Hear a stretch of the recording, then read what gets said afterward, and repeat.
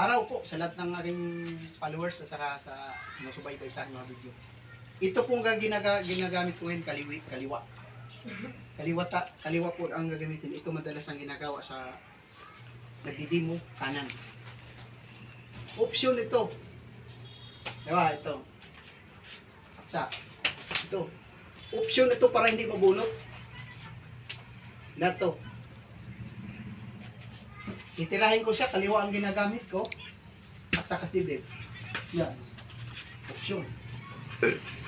Kontrolado ko siya. Nasa loob yung ano. Bilis.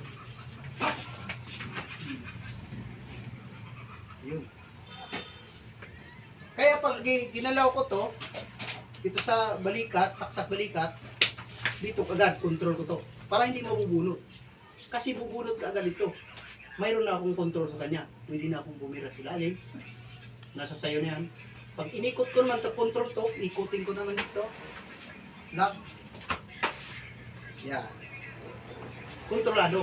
Pag tinanggal ko yung kamay, ano niya, yung, halimbawa, may saksak siya dito, pag control ko, palabas ako, pasalungat, bitik. Dito ako, dito agad. Hanggang agad yung control.